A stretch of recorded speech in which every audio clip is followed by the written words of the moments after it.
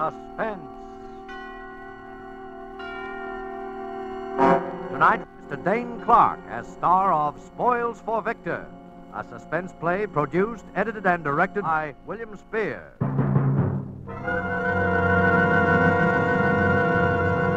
Suspense.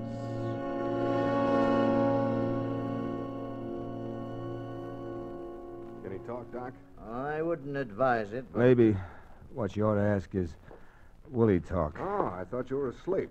Hi, Harry. Remember me, do you? You had me down to the DA's office enough times, so I ought to. I didn't talk those times either, remember? You ought to save your strength as much as you can, Mr. Rediger. Doc here thinks I'm going to die. Are you? I don't think so. I don't think I'm going to talk either. There's some questions we got to have the answers to. If we don't get them from you, Vic, we're going to have to get them from somebody else. Oh. What kind of questions? About those 2 slugs you got in your ribs, among other things. They're not in there anymore, at least that's what the doc tells me. All right, Vic, I'm sorry. Wait a minute, Harry. Yeah? Listen. I don't know how she feels about this. But if I talk, you gotta leave her out. Altogether out. Complete. See? That could be, Vic. You've always been a pretty right guy, Harry. Is that on a level? On the level, Vic. All right. Maybe you can sell it to pictures. Alan Ladd. You could call it The Gangster and the Lady.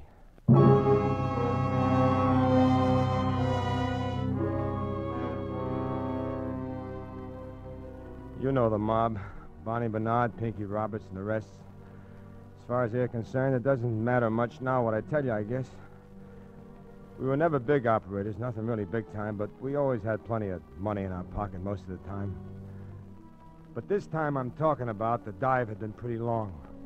My pants were getting shiny in the seat, my shoes were getting holes from walking instead of riding, and even Barney was getting a little rusty looking.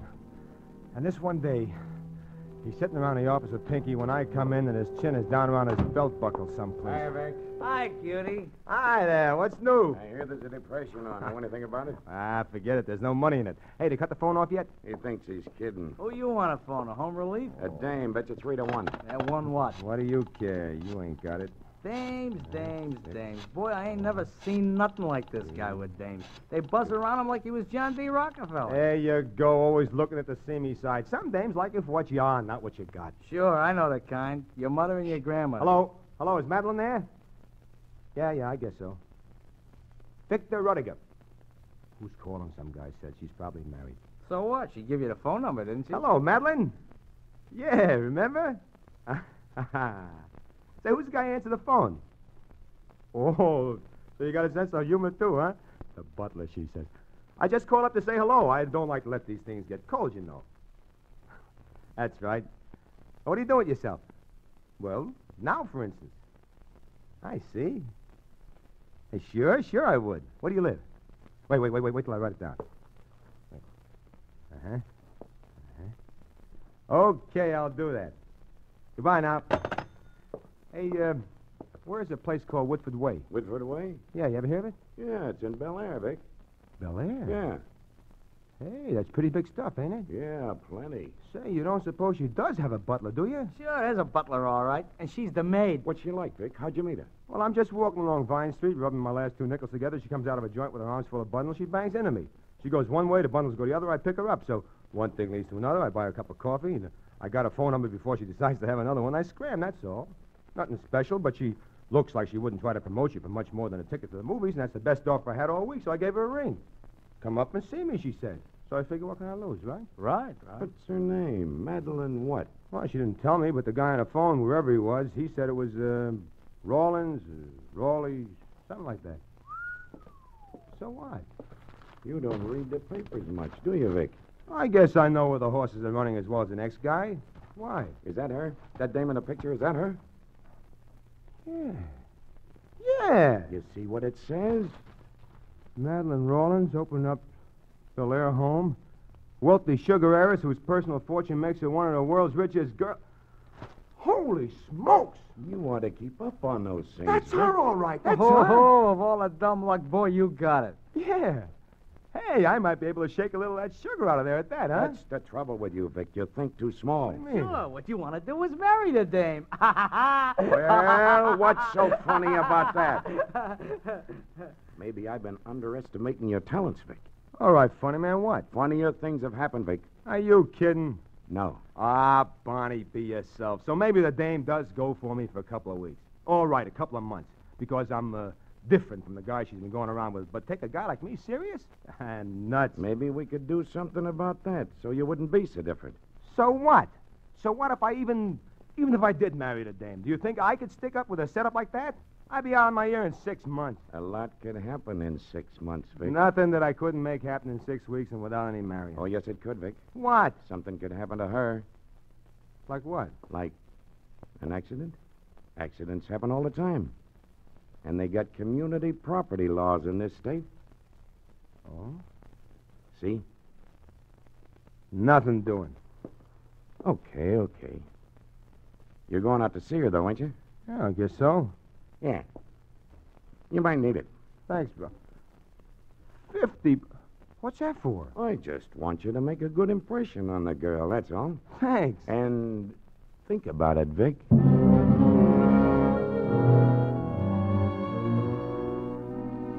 I did all right. I guess it's all I did think about the whole of that first afternoon I was out there to see her. I didn't see her again for over 2 weeks. Because that night, we decided. Bonnie put up nearly all the cash she had left. He bought me a car, a suite of rooms at the Ambassador, clothes. That's one of our very nicest numbers, Mr. Ruddiger, and it looks just stunning on you. $185. Leave her see something that ain't quite Well, so... shut up. We'll take it. Splendid. How about shirts, ties?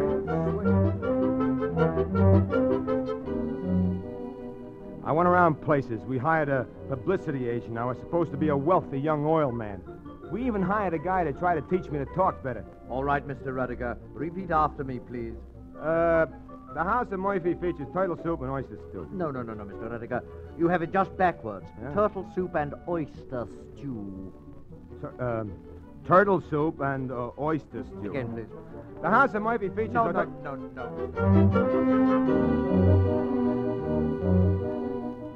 After 2 weeks, I looked a little better. Enough to get by in small doses anyway. And I began to go out and see her again. And after 2 months, I wouldn't have known myself because I was standing in a striped pants and a cutaway coat in church. And she was standing there beside me. And the minister was standing in front of both of us. Do you, Victor, take this woman to be your lawful wedded wife? To have and to hold, to love and to cherish from this day forth? For better, for worse, for richer, for poorer, in sickness, in health, until death do you part? I do. Do you, Madeline, take this man to be your lawful wedded husband? And all the To have time, and to hold, all I could think to love of and was to cherish from that it was this day funny. forth?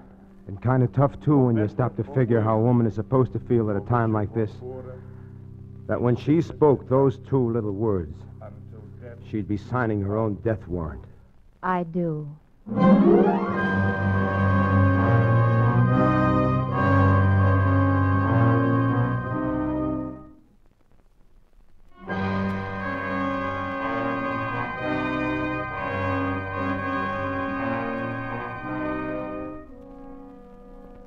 In 6 months, Bonnie and Pinky and me were going to be rich. And she was going to be dead. I didn't have any feelings about it at first. Inside of me, I was feeling like an old stray dog that just found a swell home. I was tired. I hadn't known how terribly sick and tired the years of snarling and snapping for every bone had made me. And so at first, I just stretched my paws out to the fire. I lay around in the sun and enjoyed myself. I didn't even mind Madeline. Then after I got over feeling tired, something else began inside. Something began eating me. Just a little thing at first, but it got bigger. I didn't know what it was, except I knew it wasn't my conscience. I hadn't had one of those since I was 10 years old. But for a while, I thought maybe I was just missing the old gang, the old ways. But that didn't fit either. And then one day, we'd been married about 4 months then, and we were going out for dinner. I was upstairs getting ready, and I passed by her dressing room, and she was in there with a maid fixing her hair. Well, there you are. You better hurry if you expect to take me out anywhere. Yeah, I will. Say, that's a new hairdo, isn't it? It will be. You like it? Yeah, it looks kind of cute. Hand me the dryer now, will you, Marie? Yes, madame. What's that? An electric hair dryer. You've seen me use it before. I don't remember. Don't bother, Marie. I'll plug it in. You can go now. Yes, madame. Hey, wait a minute. You ought to be careful handling those electric gimmicks when your hands are wet that way. You can get... silly. I've been doing this. Madeline! Madeline! Get a doctor, Marie. Get a doctor! Oh, yes, monsieur.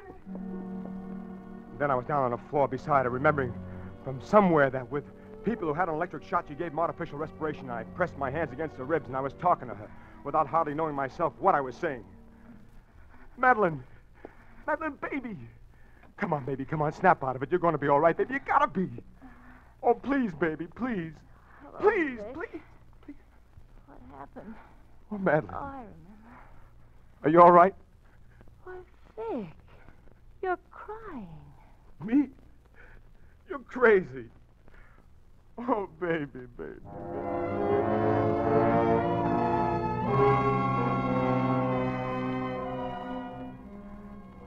So there it was. So now I knew. Because if I just stood there, she'd have died. But I couldn't stand there. Not for all the money in the treasury could I have stood there. Because I was in love with her.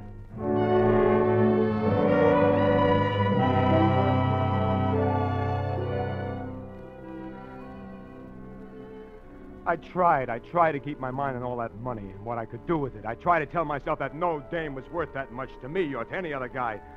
And all the time I was going nuts. I wasn't fit to be living with wild animals, to say nothing of a girl like Madeline. Vic, have you decided about going up to Arrowhead this next weekend?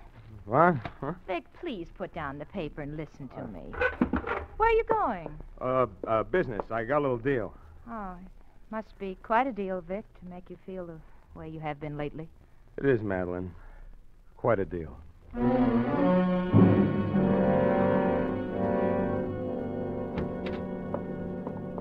Hiya, Playboy. How'd it coming? Hi, Bonnie. Hi, Pinky. Hi, kid. Hey, you're looking great. Not that you hadn't ought to be. Yeah, we missed you, Vic.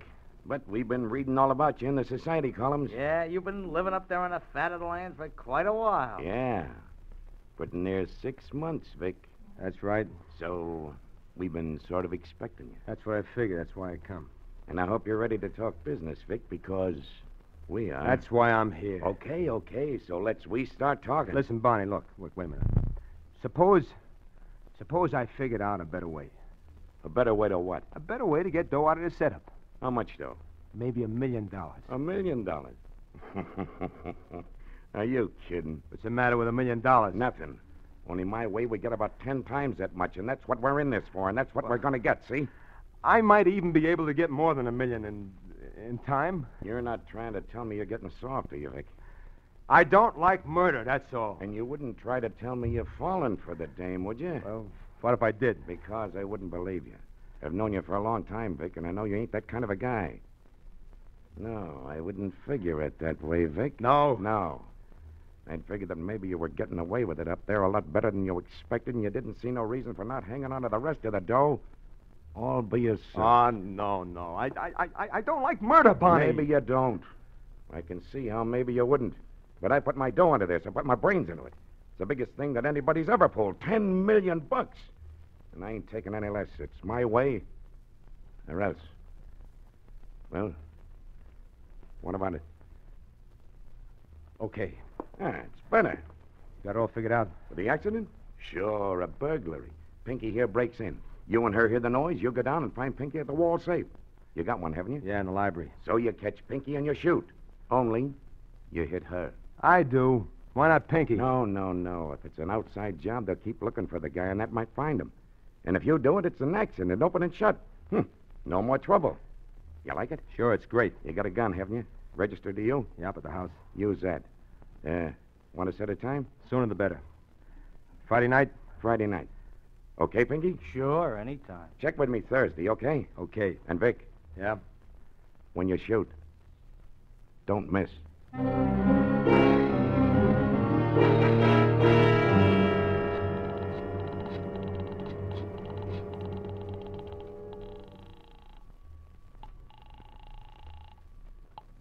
Hello? Hello, Helen. Yeah? This is Vic. Victor Rudiger. Vic! Why, you old so-and-so. I never thought I'd ever hear from you again. Look, Helen, I want you to help me. Why, sure. What is it? I wouldn't ask you, Helen, but I'm on a spot. Yeah, I was on a spot once, too, remember? What do you want? You're a good kid, Helen. Now listen. I can't tell you over the phone, and don't talk to anybody. Not to anybody until I tell you. But what are you doing Friday night? Whatever you say. Okay, I'll be in touch with you. Remember, Friday night.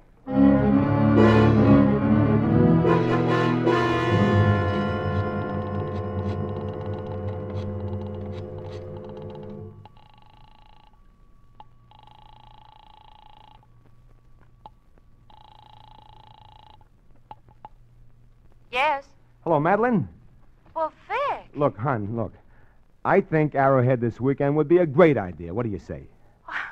Well, Vic, that's wonderful. Well, I'll start getting things ready right away. When were you thinking of leaving? What about first thing Friday morning? Well, Vic, fine. Well, that's wonderful, darling. Friday morning.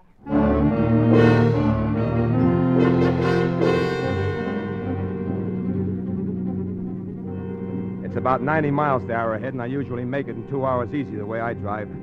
But this time, I guess my mind was on almost everything except my driving.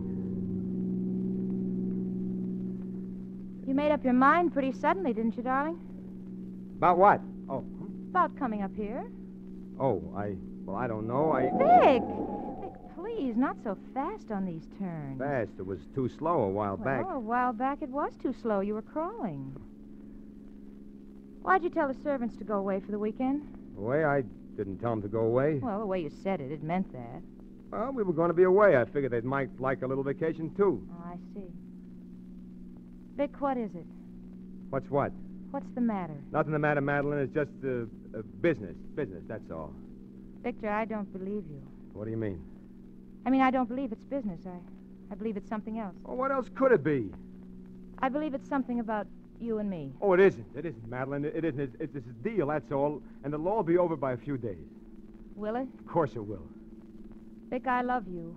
I could never fool myself about that. I'd do something awful if anything ever came between you and me. Anything or anyone. I know, Madeline.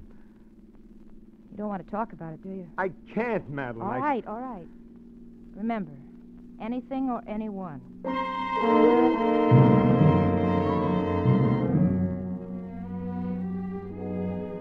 We got up to the cabin around noon, and I helped her unpack, and we changed, and I moped around a couple of hours stalling. And then I knew I couldn't stall much longer, and I had to come out with it. Vic, I thought we were going to go riding after we had... Madeline. What? Madeline, I just thought of something terrible. What is it, Vic? I got an appointment to see a guy tonight in town. Oh. Oh, I don't see how I could have forgotten it, but it's terribly important. I'll just have to go. Yes, I suppose you will. But I'll be back first thing in the morning. I'll have to take the car, but they'll loan you a station wagon at the hotel if you're going to be going anywhere. Yes, yeah. Will you be staying at the house? Oh, yeah, sure. Oh, Madeline, don't look at me that way. Please, you understand how it is, don't you? Yes, Vic, I think I do.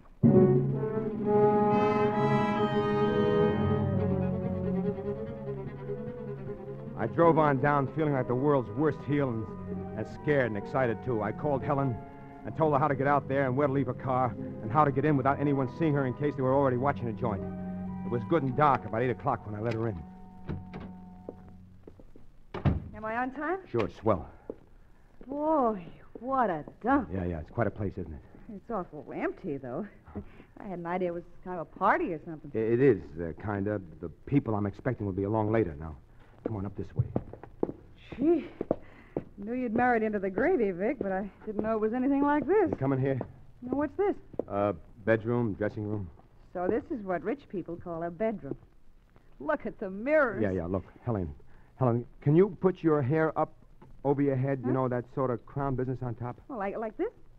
Sure. Yeah. Is that part of the act? Yeah, that's it. And while you're at it, put on this nightgown, will you? And the dressing gown, too. And there ought to be some slippers in there that will fit you. Now, wait a minute. Oh, now, wait a minute, Helen. It's nothing like that. I'll wait outside. Vic, it is one of those divorce things, is it? No, like I said, it's a sort of a gag. Okay. You're the doctor. And what's that? Phone. Aren't you going to answer it? Probably isn't important.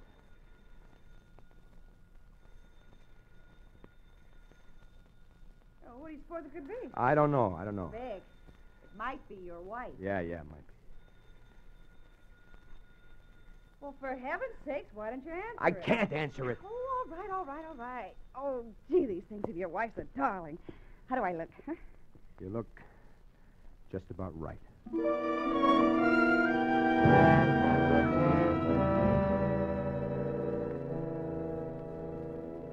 I hated the part about Helen, but I know I didn't stand a chance in the world of getting Barney inside unless he thought he was seeing Madeline. He'd never seen her except from a distance, and that lousy newspaper picture. And what with the hairdo and all, Helen looked pretty good. And after a while, I went around the house. I put off all the lights, and after that, we had to sit in the dark. I didn't even dare talk to Helen anymore. Pretty soon, she just went to sleep. And I waited. And I heard the clock in the downstairs hall strike 4. And then right on the dot, I heard what I've been waiting for. Helen, wake up. What time is it? Come on, the people are here. Yeah, all right. Aren't you going to put on the lights? When we get to the library, now you stay right behind me, and as quiet as you can, and I'll shine the flashlight so you can see. I can see. And when I go in, you come in right behind me, close the door, and just stand right there, right against the door. All right. All right, here we are. All right, Pinky, drop that gun. What's the idea, Vic? Just not taking any chances. Drop it! Now kick it across the floor, over to me. Bonnie outside? Yeah. Alone? Yeah? I want you to go to that side door where you came in and whistle to him. And when he shows, tell him we need him in here. And that's all. Anything more and I shoot. Understand? This ain't right, Vic. When this happens, I want Barney in here. Just in case. You wouldn't want you and me to be the only suckers, would you? Well, that's right, too. All right.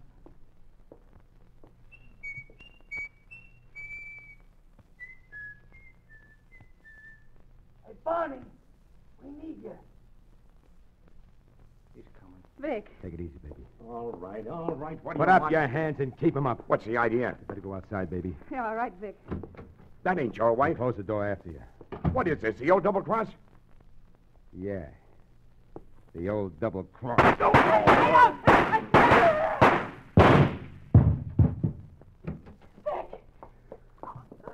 Oh, Vic, you killed him. They broke into my house. They were burglars. But that's Barney Bernard. They broke into my house. Oh, Vic, I don't want to be mixed up in anything. You're not going to be mixed up in anything. Nobody saw you come. Nobody will see you go. Is that why?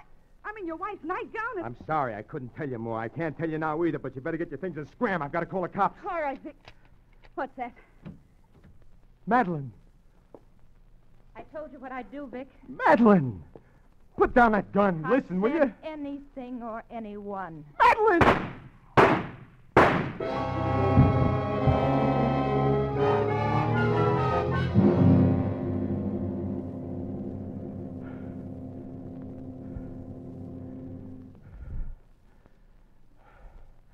There it is, Harry. But remember, you said the DA's office would lay off her. That's right. You better lie down there. Look, Harry, do you think the way it was, it might make a difference How? to her? Yeah, Vic. Yeah. I think it might.